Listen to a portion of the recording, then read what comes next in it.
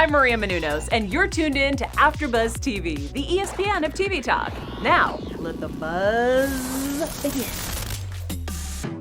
Hi, guys. Welcome to It's Bravo Bitch with Hollywood Lee, and it's my show. We're in the quarantine-style studio today. Raining on me, joining me today, Brandon from the B-List podcast. B, how you doing? I'm good. How are you? Yeah, you can call me B. People also call me Pet Shop Boy from Instagram. So yes, Pet Shop Boy. If you don't know who Brandon is, or B, the Pet Shop Boy, he is actually a little famous for dressing up as Lisa Rinna last year and officially winning Halloween. He was dressed like Lisa Rinna going to Andy Cohen baby shower. I knew it was so good. I usually know around like February or March of the year what I'm going to be for Halloween. This year's a little bit tricky because I don't think we're going to get a Halloween, at least in New York City, or the one that we know. But yeah, I usually, like, when I saw that, I think the baby shower was in March, and then I knew at that point I was like, this is what I'm being for Halloween. So it was so good. That's what made me reach out to you and follow you on Instagram. So everyone, actually follow us on the Bravo Bitch podcast Instagram. It's new, and we're trying to grow it. So follow us back if we're following you. Give it some love. There's room for everybody. Brandon is new to the show, so I like to start my show with a little thing I like to call Gold Stars. It's kind of like Wendy's Hot Topics. How you doing? Okay. The first thing I want to talk about is Kelly Dodd. And, you know, she was like kind of going off about coronavirus. You know, she was seen not wearing a mask in a restaurant and going on live. And then she responded in her backyard on Instagram going, I was wearing a mask. My mom wasn't wearing a mask, and like pointing at her. It was so weird. Her and her Fox boyfriend. I don't think Bravo is too happy about this, and I don't think the fans are very happy about this. What are your thoughts about this? Has Bravo released a statement or anything, said anything about it? As far as I know, they haven't reached out to her, but officially they haven't said anything. But when she's apologizing, you know, she walked it back behind the scenes. Yeah, exactly. Well, I have a theory though. I haven't spoken to her directly about it, but I do wonder if it was Bravo that reached out, or could it have possibly been, do you think, Positive Beverage? She's a partner in Positive Beverage, and I think that's more directly correlated with the performance of that brand, or I would think it is. So I think that would be probably. Yeah. So I don't know. I honestly, and I like you, I've just also been pretty disappointed in the statements that have been released.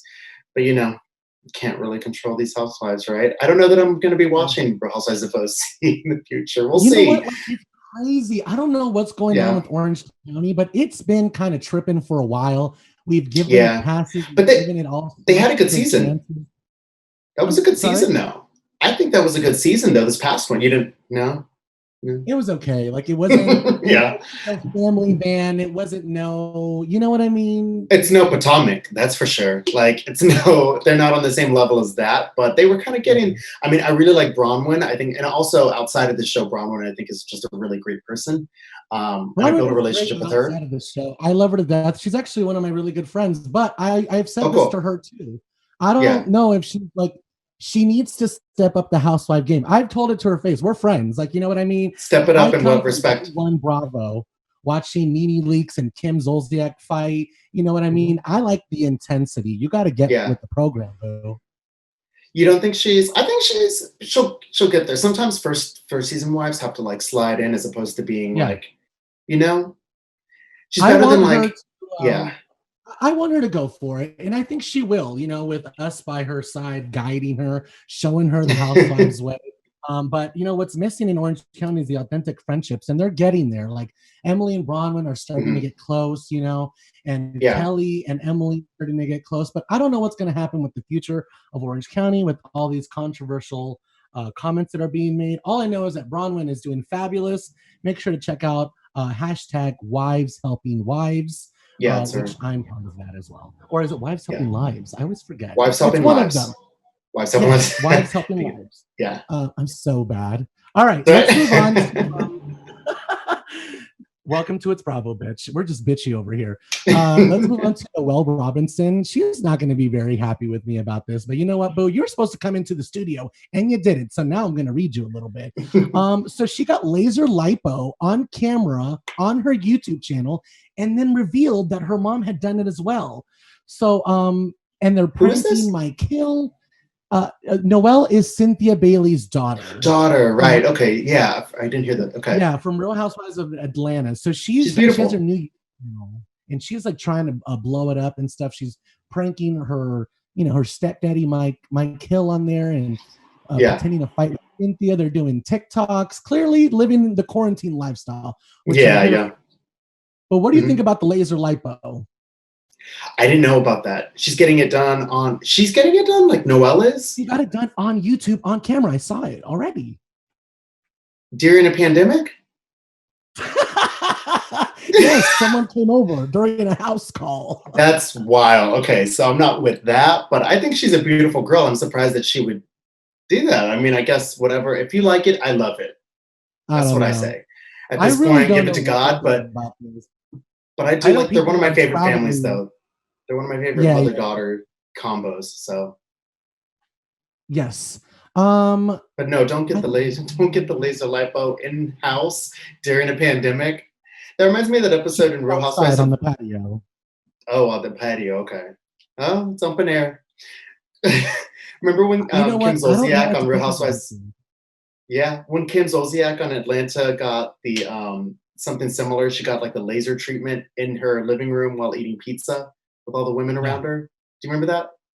Absolutely. It was one of the best moments I've ever seen. But only do it if the cameras are there. She's on her belly, getting laser lipo. It was just so good. While eating Domino's. Pump Rules is over, and Kristen's going on a virtual book tour, and Charlie is the only person I like now. That's pretty much it. That's all, folks. Like, I am so over Vanderpump Rules. I mean, I love Tom and Ariana, but I think they're too good to be on the show. I think Jax is too old to be on the show. I'm just over everybody. I used to hate James, and now he is the MVP of the show. That says a lot. A lot. You watch Pump Rules? I don't. I used to watch. I think I kept up with one season, but even then, it was kind of like a chore for me. I don't like any of the people on it. There's too many antagonists, and there's not really that many people that I would actually root for. Ariana, like you mentioned, I remember her being someone that I think is like a good person outside of this. But I don't know. It's just so LA to me, and I'm in New York. For some reason, like Summer House, I like better. I can like root for those people, and they're a little. You're like, no, I like it, but it's an easy show to watch. It's a lot easier for me to watch than Vanderpump Rules. Look, I know we're trashy over here in Hollywood, but the Summer House is like the ultimate white privilege of trash over there. I cannot.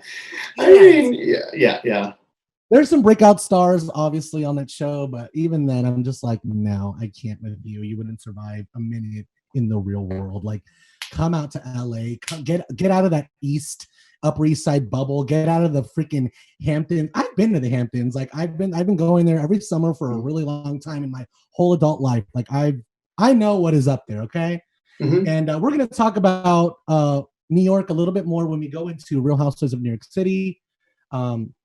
We're going to talk about Leah. We have a lot to talk about tonight. We're going to talk about the Atlanta reunion, Nene walking off. We're going to get into the spiraling of Beverly Hills right now because Kyle is being dragged and everybody's here for it. I think it's kind of funny, so we're going to get into it. That was my gold stars for the day. Welcome, B, to the show. Thank you. My first topic is Real Housewives of New York City. Are you a Ramona fan? I'm not a Ramona fan. I'm not. Never have been. Never will be. Couldn't be me. I know her. Like, I've met her personally before, and the same Ramona that you get on camera is the same Ramona in person. There is no difference. But I think I liked Ramona better when Bethany was on. I liked their energy, but I don't like how like now it's kind of trying to. I think like they're either trying to edit her in a way that makes her like more appetizing to people, like they're kind of like the motherly relationship she's kind of taking on with Leah, right? You know what I mean? It's not a comfortable space for me to be in with her. I prefer her just being like a villain with Bethany fighting. You know what I mean? I don't need to hear you talk about my drinking when you drink all the time, Miss Pinot Yeah. Grigio time. Yeah. And like we said, Ramona's taking this whole mothering thing very seriously. We're going to see this in the upcoming episode. She's monitoring Leah Mobb's drinking. She's telling her, "Oh, you don't need another shot. Like you have your drink. You're fine. You don't need to have 2 more shots." She does end up having 2 more shots, and we see in the preview it doesn't end up looking good. It doesn't end up looking good, but still, Leah's bad is still better than any of Ramona's good from many of the. We forget how many years Ramona has subjected us to turtle time and all of her like whims when she's sauced. Like, let's be real. So this is Leah's first season. Yeah. What did you think about her almost starting the fire, throwing the tiki torches? That was nerve-wracking, but I still think it was made for good TV. And I like Leah. I think she's great. I think she offers like a different.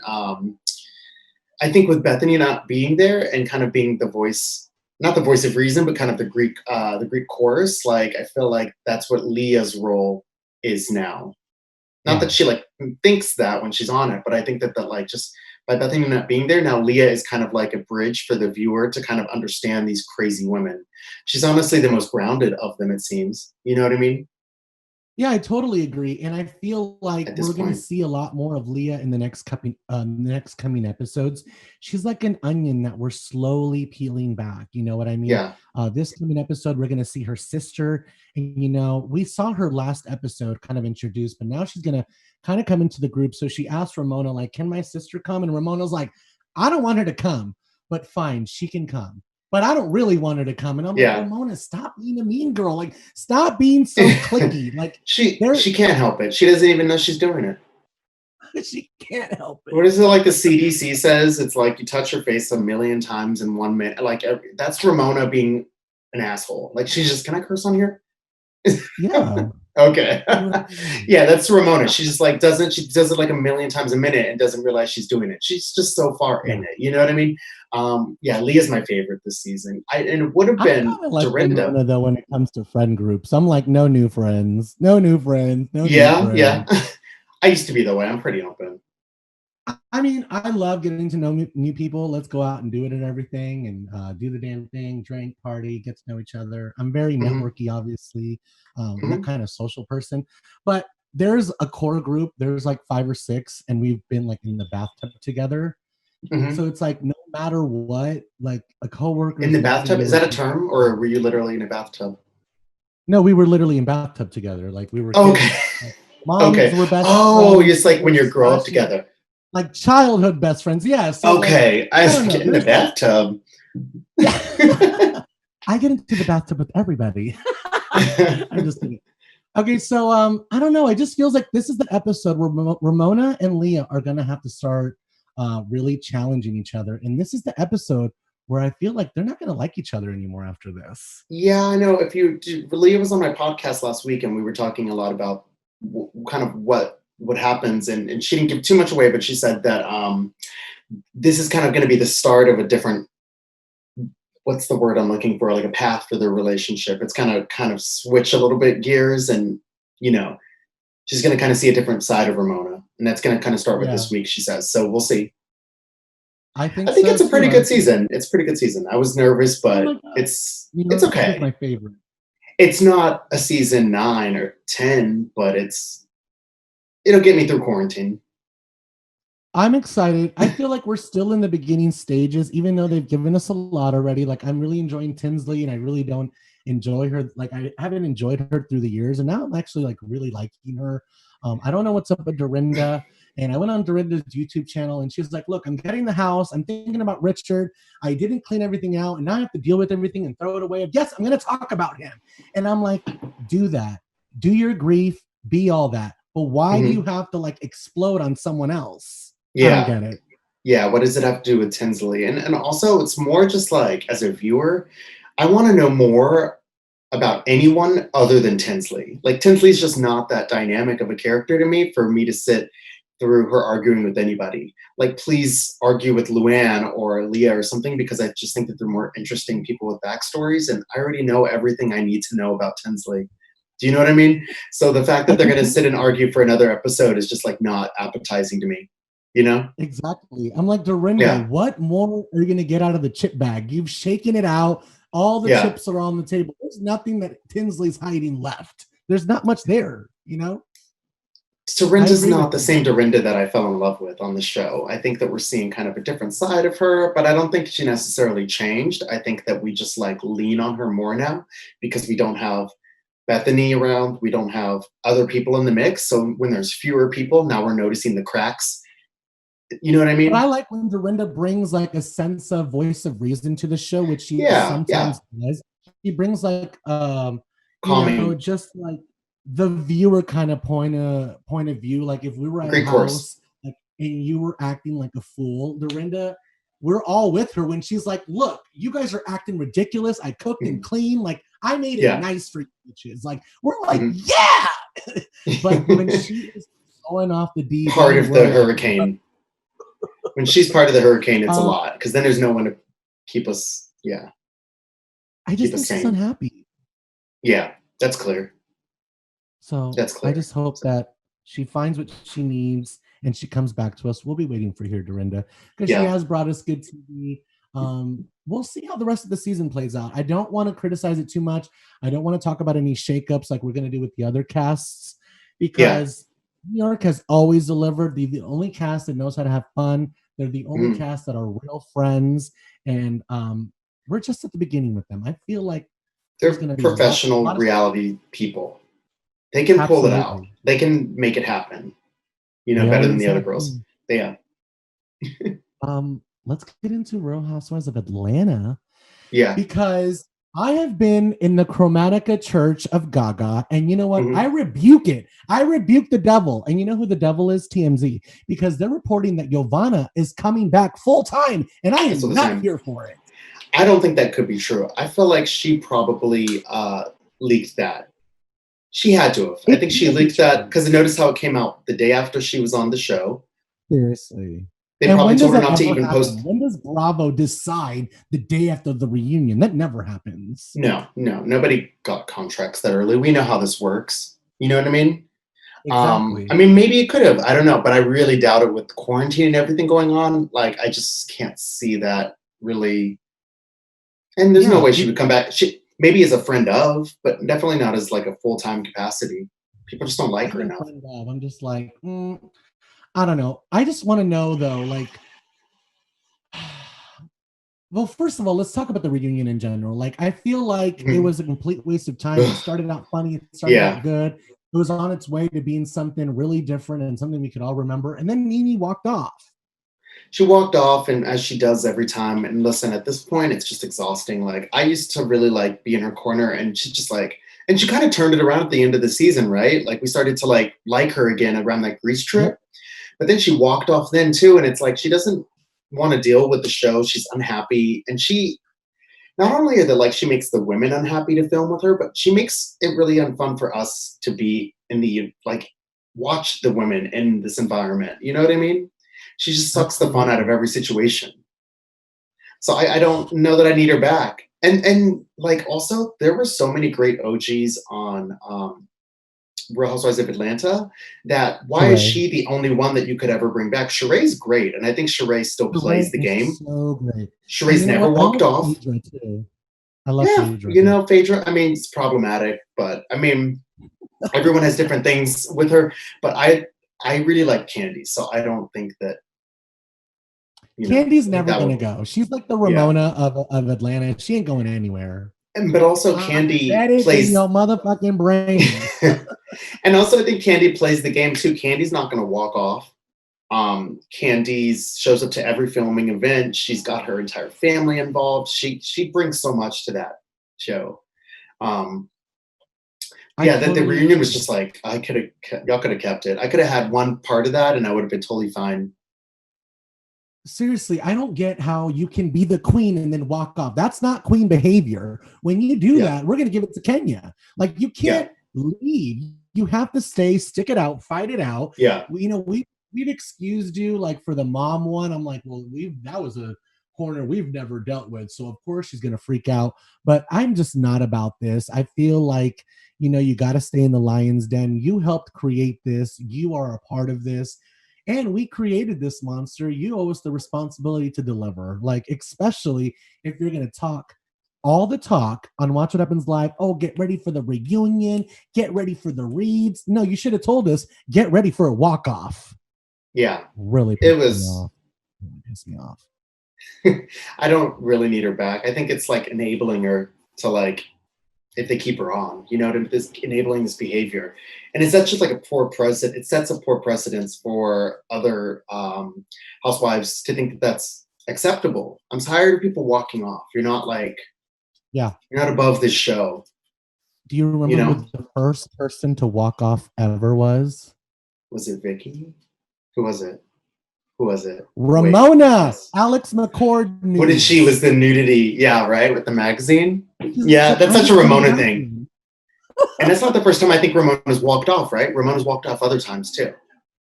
She's walked off. She's fallen asleep, which was the funniest. Asleep, yeah. Her legs fallen asleep.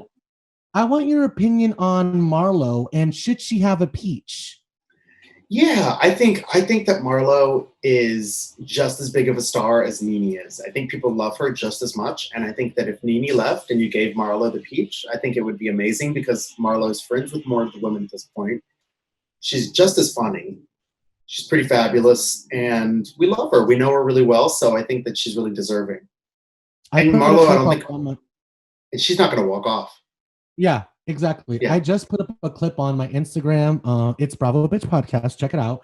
And it's me kind of like vouching for Marlo. You guys, she was there for the who said that? She started it all. Who said that? Who said that? Who said that? Who has been saying that? Who's been saying that? You know, so Real Housewives of Atlanta is over, obviously. It was a great season. It was on for like a million years. God, it was on. What's up? I was thinking the other day, like, wasn't Real Housewives of Atlanta came on? They've been on since November. November they've been on. They've been on half of. That's what I'm saying. Half a year. I'm exhausted. This is nuts. Yeah. I'm good. I'm good. We're both good. Let's move on. I want to move on to you know, this topic right here. This is my main meat, and it's I want to call it the packages and psychics of Beverly Hills, because we love a psychic on Beverly Hills. You know we do. Yeah. Alison Dubois. Yeah, a classic. Oh my God, he'll never emotionally fulfill you, B. Never. What do you think about Sutton? Do you think she's a good housewife? Yeah, so I think I have really popular opinion that I think she's great for the show. Do I think she's a great person? I don't know her personally, but is she someone that I think I would want to be around? No, but I think that doesn't necessarily make a great housewife. I think that it's great to have people that stir it up a bit, that come in, that's an outsider, that kind of keeps people on their toes. And I think she's kooky and really interesting and weird, and I think that that's what you need on a show like that. I think that show in particular, I think, has too much of a pack mentality a lot of the time. They find one person and single them out, and everyone else is, and also they just kind of, it's hard for like people to stick out in the pack. Like, what is Teddy's personality outside of Kyle? I don't even know what her personality is. You know what I mean? Like, even Kyle, I'm not like loving, but I really appreciate that Sutton kind of comes in and definitely dresses different than the rest of the women. She looks different. She acts differently, and she's going out of her way to like be really vocal about what differentiates her from the rest. Right? She's like talking about how the whole manners thing and down to the place cards at dinner and stuff like that. I don't know. I think it's really interesting, and I think that it's like it's just different for the show, and I think it would have been shooting ourselves in the foot asking for somebody who's just there to get along with the rest of the women. I think she's interesting. You know what? She has all the elements that make a good housewife. And the one thing is like getting us all talking. That's the first one. Getting half everyone to hate you, getting half everyone to like you. That's a perfect sign that she's going to be great. Labor or hater, we're still talking about her. Yeah, exactly. She's so rich that what she's wearing is like a piece. We call it pieces. Like in fashion, there's pieces. Yeah. Like what we wear, we're wearing clothes. This is just the t-shirt. Yeah. What Sutton is getting, she's getting pieces. From designers. Yeah. And she's throwing that in with like a skirt from like Gucci or something. It just doesn't work. So the reason it works for like Erica Jane is because she's getting ready to wear from a stylist. You know what I mean? So she looks fabulous at all times. What Sutton is wearing is straight off the runway. It's avant-garde. It's stuff that we don't get, that you shouldn't get in a normal. If we're going to the store, I should not get your outfit. Like, what are you wearing? But it costs so much money, you guys. So much money. She's loaded, and that's clear.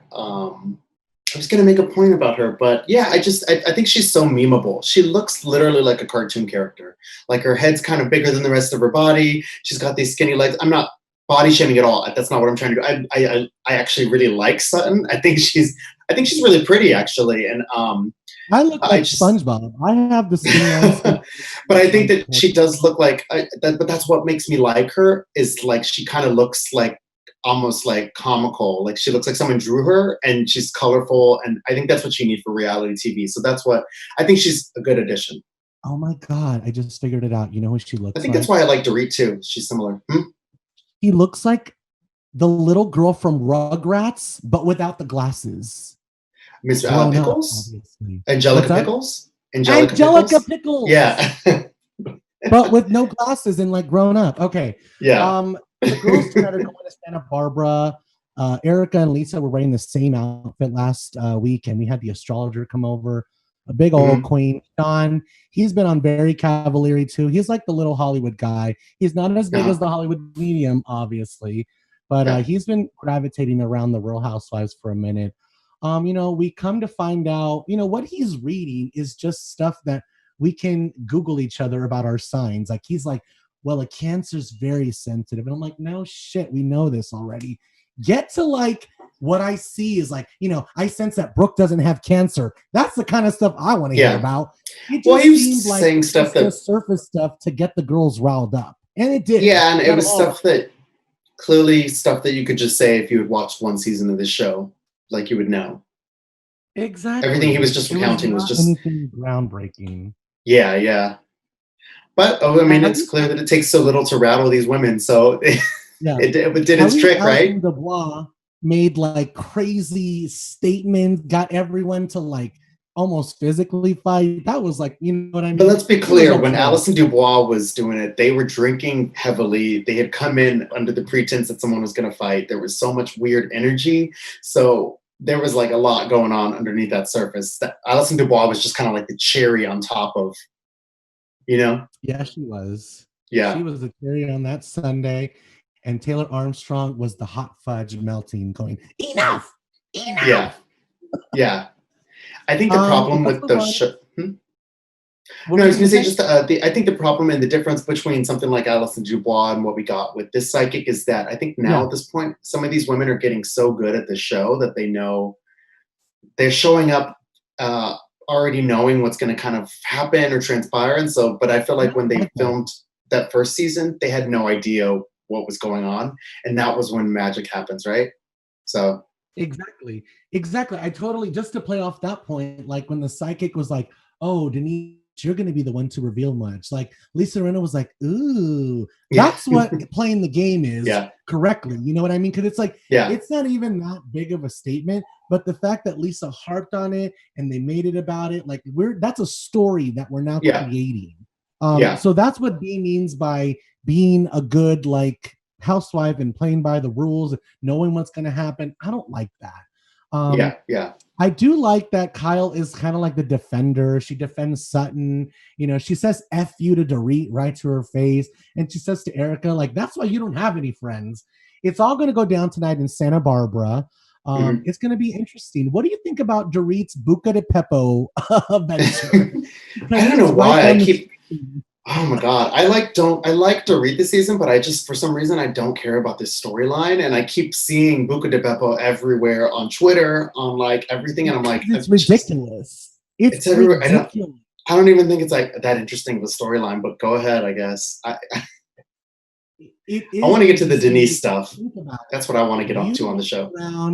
In Gucci. You walk around in Gucci, you walk around dripping in Versace, and then you're going to go design Is a family Italian restaurant is famous Buca for di chicken Beppo? Is parmesan. that like an Olive Garden? I don't know. I've never been to Buca di Beppo.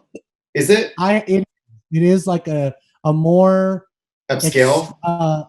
no, it's like a more gregarious Olive Garden. Like it would be like the older step kid that got into trouble a lot. That would be Buca di Beppo. Okay. Okay. And Olive Garden is like the good kid son. You know what I mean? Okay. It's just a little Okay. bit different, but it just doesn't match Dorit's brand No. or style or anything. And I think But that's what the is her good brand and sense of style? it. You know, I mean, she looks like a Fashion Nova model most of the time. She looks good, but she dresses like a Fashion Nova model. Half the shit she. Let me stop. But she, I like Dorito this season, and I think she always looks great. But Yeah. Wait, and with the room though, there were so many lemons. Didn't it give you Shannon Bedore vibes? in the room, in the Buca di Beppo room. Full of See, I think lemons. I'm not even gonna lie. I think I fast forwarded through the Buca di Beppo shit, or I was texting. Oh my God. Okay, well then it'll be interesting. When Yeah. quarantine's over, I will go to the Buca di Beppo room. It's right down the street from us. If they make it past And quarantine, do a live podcast from it. It'll be fabulous. if they make it past quarantine, woo, I know, right? Dorit's gonna Well, save them. Dorit's gonna save them. It is. It's a huge chain. I think it'll be fine. Okay. Just to touch on last week's episode, I just want to say this and move on very quickly from it. It's just my job to point these things out. But Amelia, Lisa Rinna's daughter, is 18 years old, and they had their little fashion launch last week. And The little fashion launch. He said the little fashion launch. I know, fashion lunch. He said their little fashion lunch. It was in a club, and I've been to that club before, and I'm like, what is happening? What club is it? This is a mess. Huh? What club is it? It was Wood and Vine. It's right in Hollywood. It's I've heard of that. Boulevard. Okay, I've heard of that. Yeah, okay. I used to work at Dre's, which was like right next door, and it's an iconic club, which the Vanderpump Rules actually go to for the season finale in Vegas. It's a mess. But anyways, what's happening here is Amelia's 18, and we're not going to talk about the politics about her getting her own fashion line because she's Lisa Rinna's daughter. What I just want to point out is that she said she needed a effing drink, and Lisa Rinna goes, "Go, honey." She's 18. That's all I'm saying. I forgot about that. Is she's come on, let's be real. You know those girls will drink. Yeah. Oh, she's drinking. But Lisa Rinna is a cool mom, so. Which brings me to my next point. What's going on with cool Denise Richards? Like, she's wild things. She's like the hottest threesome I've ever seen on film, and now she's no, I don't think. I think that Denise is. I think it's okay. Like, I mean, but that's just me personally. But I don't see what the problem is with everyone. I don't see what the problem with everyone has with her. She can talk candidly about sex and stuff like that, and dating and all that stuff with her friends. But I think it's okay to be different with your kids than you are with your friends. I mean, there's things that I would say in front of my friends that I would never say in front of my grandmother. And I think that's, you just have different versions. But would you invite your grandmother to go eat at the table right next to you and your friends? No, totally. I think but I think that she was expecting maybe that they would have some couth and maybe not be screaming about threesomes in front of her kids. But, I think it's the Real Housewives. I know, totally. I get it. But I think Erica was like, don't you know who you're inviting? And like, what happened to Miss Laid Back? What happened to Wild Things? Like, well, they had never seen her with her kids before. Yeah, I don't know. Here's the other thing. I think they're looking to have a problem with her. I think they're looking for a problem with her. And I think that she was just like trying to be respectful of her. And not only just her kids, it's like her kids' friends. And then their friends are going to go back to their parents and tell them, Well, all their parents are going to see it on television. True. Yeah, it's true. But here's my other point, my other perspective is the kids' perspective. These kids these days, they're not like when we were kids. You know what I mean? These kids are so bad. They're so bad. They're so evolved. They're on birth control by 14. They have like full-blown women's bodies by 18. It's crazy. This is true. Like, it's more sexually advanced with the Snapchat and like sending nudes. You know what age I sent my first nude? The age of like 30. You know what I mean? 30. These kids are at 14. They're sending each other photos. I don't Too remember my much. first nude. Probably was on it's probably lost somewhere because, before iPhones. So it was probably on a fucking Nokia. I don't even know. It's better than it being on a floppy disk, babe. That's On my a floppy boyfriend. disk somewhere. He's like, I have pictures on a floppy disk. I'm like, It's oh sitting my on a Dell God. computer somewhere. Exactly.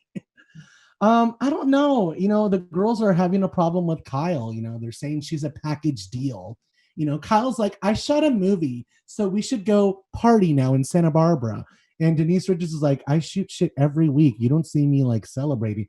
And I'm like, Denise, Kyle's like me. We get like one big role once a year, and like then we have to like celebrate it. Okay, we're not like the soap opera people every week and stuff. She Kyle's definitely. Kyle is definitely one of those birthday month girls. It's my birthday month. It's my birthday month. Even like 2 weeks after their official birthday, they're like, it's still my birthday month. What'd you get me? What'd you get me? Say happy birthday. It's like, she's definitely that girl. She's walking around school with the balloons and the pajamas on and the teddy bears, and she's that girl. What do you think about her and Teddy? And the girls were like, you guys went to couples counseling. I was dying. She was so mad and worked up about it. I'd have been like, yeah, we're lesbians. Okay, we're together. I eat her thingy every night.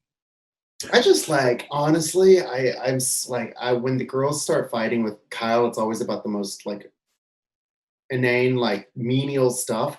It's just like, we're really drawing it. Like, we're really, what's the word I'm looking for? The term I'm looking for. They're just like looking for issues with her. And it's always, there's nothing going on. And I just can't wait till we get to the good stuff. Because this, like, I could care less. It's like the same, Teddy's the same as Tinsley for me. Like, the less I know about Teddy, the better.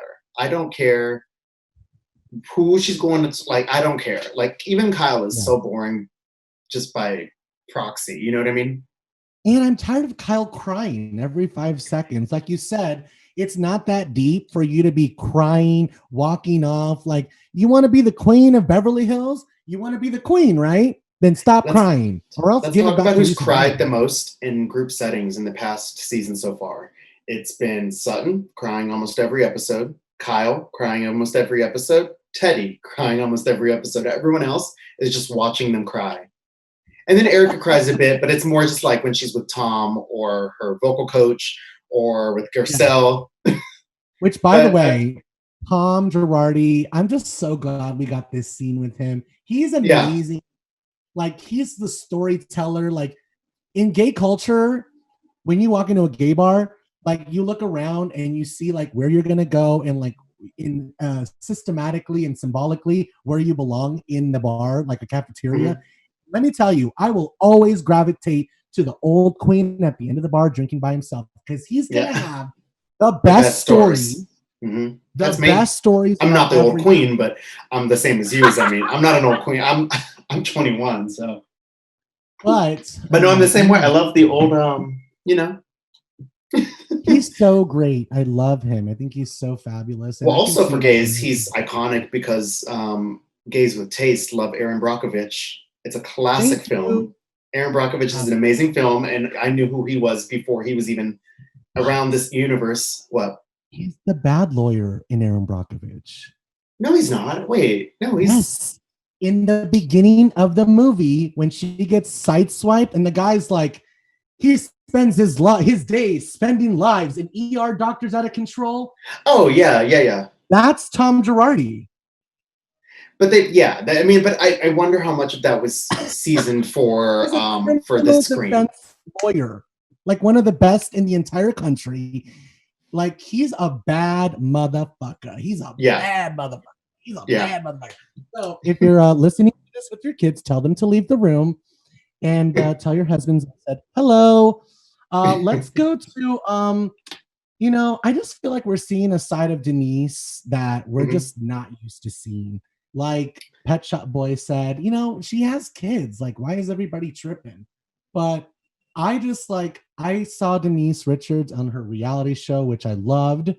I grew up in the 90s, so the Wild Things movie, I'm just like, that'll never leave my brain. And it is kind of weird just to see her be I want her to be a bad bitch and tell Kyle to shut up. And, all the stuff they were talking about in the car, like, I wish the cattiness would have came to the table. And I totally agree with Garcelle. she's just like in the corner saying Kyle's name, and Kyle is just in her own world. And I think Garcelle is fabulous. Don't you Yeah, think? I love Garcelle. I love Garcelle. I think Garcelle kind of came on though with trying to have an issue with Kyle. I think Garcelle is like, yeah. How so? I know for a fact that Kyle and Garcelle have known each other for a minute, but peripherally, um, I wouldn't say how, but I know they're from the casting reels earlier on. Garcelle has been trying to get on the show for a while. She's been since like, I want to say 4 or 5 seasons ago. She had been kind of in talks to be on the show, and she, you know, on casting reels, they ask you who your connection is to all these women and stuff like that. She definitely mentioned Kyle because they had met socially, and she said she knows Mauricio, and she alluded to the fact that she could have Mauricio if she wanted him. So she was basically saying that Mauricio's, yeah. But so I knew kind of that background going into it, but then I was seeing how they were like interacting on social media and stuff like that during filming, and I was like, oh, so I guess she didn't really bring up that or anything. But it's now that I'm seeing kind of the season air and all of the stuff that they're kind of, Garcelle keeps poking at Kyle a bit, right? And then she said that stuff about her on Watch What Happens Live, how she wasn't like very welcoming and stuff like that. So I'm starting to kind of see that come to fruition. You know, like her kind of trying to have these issues with Kyle. Natural though. I think it's very natural when you are stepping on where someone has been for a minute. You know, you're like, who is this coming into the room? Who is this joining the show? Who is, I think it's just us performers. We're just so sensitive about our shit. Like we put everything into everything, whether it's a reality show like Kyle does or making a movie, like an iconic movie like Halloween. I just feel like we take everything very serious when it comes to like our craft, because we work really hard for it.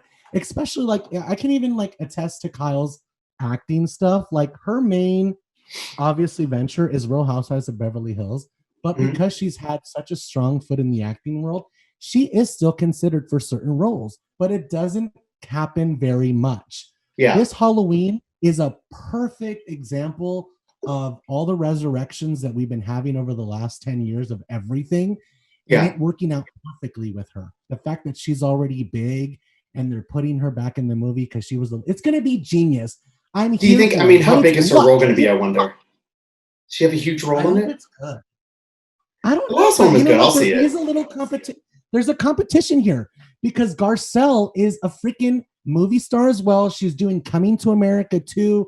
She's an actual movie star. Like, let's be real. Garcelle is a, yes. Kyle was a child actress. About her being like the most beautiful girl he'd ever seen when he used to watch the Jamie Foxx show. Yeah. Too young for it. I was too young for that. So I can see the little underlining competition, jealousy thing happening. I think it's something that maybe the like Garcelle notices, but I also feel like maybe Kyle doesn't address her or doesn't respond to her little jabs because she knows she doesn't really want to get into it with the one black girl on the show now and doesn't want Twitter to come after her. I think it's kind of a weird space to be in, probably.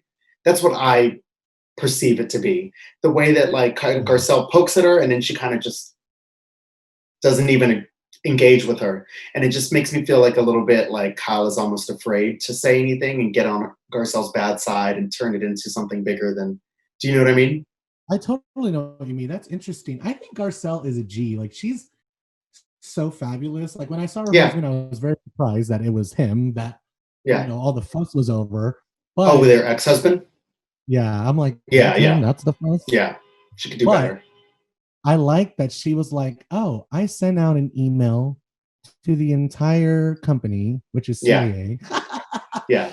And all her friends and family. I just think it's so bad. I'm like, oh, you are so bad, girl. I love it. I love it. So I'm here for it. What are your predictions for Beverly Hills this season? Do you think we need to shake up the cast? Well, no. I don't think we need to shake up the cast. I think that it's a pretty good cast. I think we just need to like leave everyone in place and deal with the same exact cast. Maybe I would take out Teddy, probably, but we haven't seen the whole season yet. But it finally, I mean, I will say that Teddy probably has the most purpose she's ever had on this show. Now that Sutton is there, because Sutton, the way she pokes at Teddy and uses her as a punching bag. it kind of makes like, oh, this is why Teddy's supposed to be here, because she kind of gives Sutton a purpose and vice versa. You know what I mean? And I think that like Denise, if she just like sticks with it and doesn't quit and shows up to the reunion, I think it could be a really good next season, because then they're going to address everything going on this season. Yeah, I think it's a really good cast now. I'm waiting for the Brandy stuff to come out, and the Brandy stuff is going to come out the third week of June. Brandy shows up next, not this episode, but the one after, I want to say, I think. Oh, really? I believe. Andy Cohen said like the drama with Brandy is going to happen like June 25th or 27th or something like that. Okay, it's coming up soon. Yeah, soon. Maybe it's the big blow up part that because you know how they're going to show us them meeting for like 3 episodes. We're not going to get to them actually talking about it for like ever. Well, they don't even talk with her about it until I think Rome. I think that's what Are you a Brandy fan? No, not really. Yeah. I think she's like too good at this. She like knows. I mean, it's like a job to her. She even says that. She says she goes on to stir up stuff because it's like a paycheck, and it's like that's not really the kind of housewives I want. I want people that are really in it and like don't treat it like it's a job and talk to these people regularly, and you know what I mean? Absolutely. I feel like that's maybe been my problem with Kenya, because people have just I've been doing this for a minute. Yeah, I feel like it's a job for her. What's up? With Kenya, I feel like it's a job for her. It is a job for her. And that's why I've never really vibed with her, because everyone's like, oh, well, if you take out all the drama that you had the whole season, there wouldn't be any. Kenya was involved in all of it. And I'm like, I know, but there's certain kind of like drama. And I feel like all her drama is calculated and petty. You know, it's just like, I'm for it. I'd rather have an authentic fight off the cuff, off the fly, me and you at dinner, and you're like, oh, by the way, and I'm like, you know what? That was fucking rude or something. You know what I mean? As opposed to just like coming in, like knowing that I'm gonna expose this, or like, I feel like all the reality shows that are doing this time, we're all sensing it. It happened on Shaw's this season. I don't think Shaw's is gonna survive this. The 2 cast members, they have just done each other so dirty, Reza and Mercedes. I had MJ Mercedes, right? I don't watch that one. I watched a bit of that, but I do know what you're talking about. I kind of follow what's going on, but I don't really watch. Was it a good season though, or is it just a bad season? Well, the thing about Shaw is that they've always just gone after each other for the jugular, and it's getting so old now. Like we're just like now at this point, it's like you guys are gonna ruin your lives just for like TV. It's just not working. Yeah, ruin your 30-year friendship just because you want to play it out well on, I don't know, it's just too much to me. Or sometimes, I mean, I think what we need to realize with some TV shows is it's okay to like take breaks from shows and then bring them back maybe 4 years later, once everyone's had enough time to like be away from each other, and then you miss them and then they come back. You know what I mean? I'm trying to think of like examples for this that have actually worked. To the ground, though. Bravo's not known for that. They're just known for eating to the ground. Yeah. Dallas is set to come back. They're going to start filming in a couple of weeks. My little birdie at Bravo told me that. All the girls. Wait, who is? I'm sorry. I'm sorry. Who's coming back? Deandra's coming back. Carrie's coming back. Oh no, you said Dallas. Yeah. Yeah, Dallas. Yeah, and then there's an Asian. I think there's like an Asian girl that they were testing or something like that. I read. Yeah, there's a couple girls that have been in talk, but I think one of them is going to really stick. What's going on with Real Housewives of Salt Lake City? Is that ever going to come out? I think it's supposed to come out later this year. I know that they're done, and it's supposed to be a really great, diverse cast, so that's good. I heard really, really good things. I have a couple of sources, and I heard it's going to be really, really good. I have high hopes for it. I'm glad because I needed one housewife. Because now that Salt Lake City comes out, it can take the place of Dallas and OC for me, and I won't even watch those because I can't. After the Leanne stuff and after all this Kelly stuff. Yeah. Yeah. It's bad. It's getting so bad. It's like, you guys, maybe you shouldn't be allowed to post social media. Maybe everything should be run by something, because you guys are going, it's just too much. It's too much. Kelly goes off her rocker. She's so emotional. She's very reactive emotionally. It's never logical. It's always like, man, what did I just say? Now I got to go apologize to everyone. And in real life, off the handle in the first place. You're a public figure. And in real life, Kelly's like a really nice person, but it's just like I can't deal with all of this social media stuff, especially because it so many lives are in the balance when people follow what she's saying on there by not wearing masks and things like that. It's just like so crazy. And then the Leanne stuff was totally, Leanne was nice in person, but yeah, I can't get down with that stuff that nope. I like Leanne too. I thought she was Was she ever been on here or anything? No, Leanne and I have talked a bunch. Corresponding. Yeah. Like, she's a really good friend. I've met her here in West Hollywood. Yeah. She's beautiful. She's very nice and stuff. And comes off like she wants to be a very true ally to the LGBTQ community, which is great. Like, I'm all about that. But you also, I mean, you just have to have some responsibility when you are in the position that you are in, which is someone very influential on television. And for her to just say all the racist things that she said to Carrie in 2019, more than like 2 or 3 times, it was just like she said chirpy Mexican with such disdain. I'm like, I believe you. I believe you. Yeah, it was enough for me. So yeah. Are you Hispanic? What's your background? I'm not. I'm Jamaican and Italian. So people always think I'm Hispanic. Cool. Yeah. People always think I'm like Cuban or like, no, they always think I'm like Puerto Rican, I guess. That's what I get. You got the flavor. You got the flavor. That's the all flavor. Thank you so much for coming on. It was fun. I wish we could be in person. We can go drink. I feel like we'd be good friends. I know. We chat about everything. I wish I was in LA. Where can we find you? What do you want to promote today? So I've got my podcast, The B List with Pet Shop Boy, and you can find that anywhere where podcasts are streamed, like Spotify, iTunes. We have a Patreon as well. The Patreon is patreon.com/theblist. When you become a subscriber on there, you get our bonus episodes. For instance, this week's bonus episode is with Leah McSweeney, and we talked all about Elise Slane, who is the friend of on the season's Real Housewife of New York. We talked about just like why she's not on the show as a full-time fixture. We talk about everything. We talk about politics a lot. We went into everything. Do you like Elise? Do you think she'd be good for the cast? No, I don't need her. But I think she's interesting. I just think it's interesting that she's like there and we're not addressing the fact that like, why is she here? Ramona is trying to make fetch happen.